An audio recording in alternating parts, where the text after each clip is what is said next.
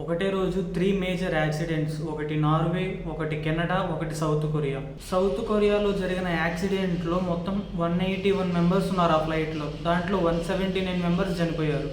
Amsterdam passenger జెట్లో 182 members ఉన్నారు. అదృష్టం కొద్దీ ఎవరూ చనిపోలేదు, కొంతమందికి చిన్న చిన్న గాయాలు అయితే తగిలాయి.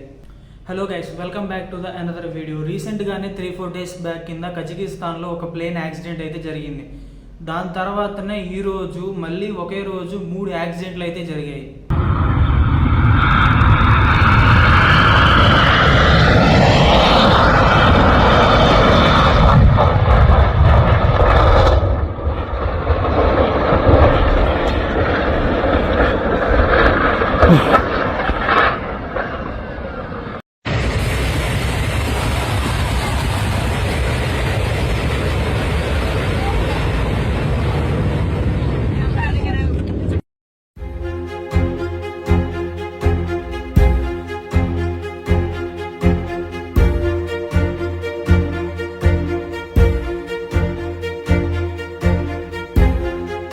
జరిగిన 3 యాక్సిడెంట్స్ ఏవైతే ఉన్నాయో, first South Korea, second Canada, third నార్వేలో జరిగాయి.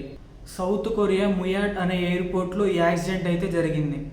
ఈ ఏరోప్లేన్ ఏదైతే ఉందో 7C2216 అనేది ఇది పిచావ్ ఎయిర్లైన్స్కి సంబంధించిందనమాట.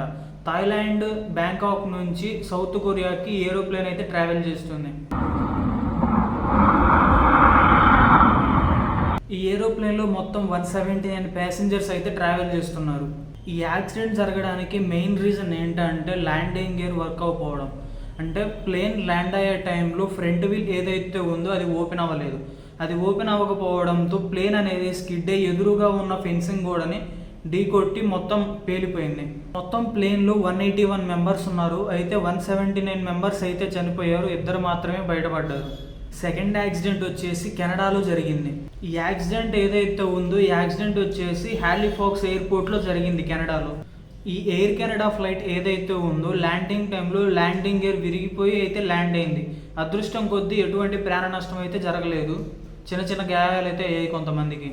సో ల్యాండింగ్ అయ్యే టైంలో మొత్తం మంటలు అయితే వచ్చేసాయి ఏరోప్లేన్ చుట్టూ.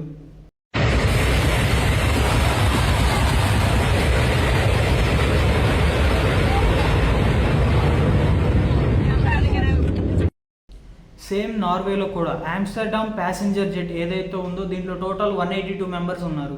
ఈ కేఎల్ఎం జెట్ ఏదైతే ఉందో ఓస్లో ఎయిర్పోర్ట్ నుంచి ఆమ్స్టర్డామ్ ఎయిర్పోర్ట్కి అయితే బయలుదేరింది. కానీ బయలుదేరిన కొద్దిసేపటికే టెక్నికల్ ఇష్యూ వల్ల ల్యాండ్ చేయాల్సి వచ్చింది. కానీ ఆ ల్యాండ్ చేసే టైంలో ఏరోప్లేన్ ఏదైతే ఉందో స్కిడ్ అయింది. స్కిడ్ అయ్యి పక్కనే ఉన్న గడ్డిలోకి అయితే జారిపోయింది. కానీ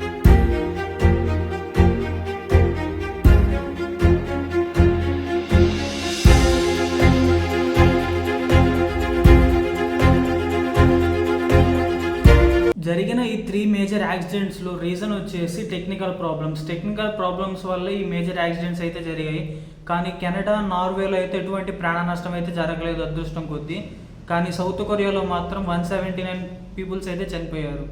సో ఇది ఈరోజుటి వీడియో. ఇలాంటి వీడియోస్ ఇంకా రెగ్యులర్గా వస్తూనే ఉంటే ఛానల్ అయితే సబ్స్క్రైబ్ చేసి పెట్టుకోండి. పెట్టగానే వీడియోస్ అయితే మీ దగ్గరికి అయితే వస్తాయి. బెల్ ఐకాన్ కూడా ఆన్ చేసి పెట్టుకోండి. Thanks for watching.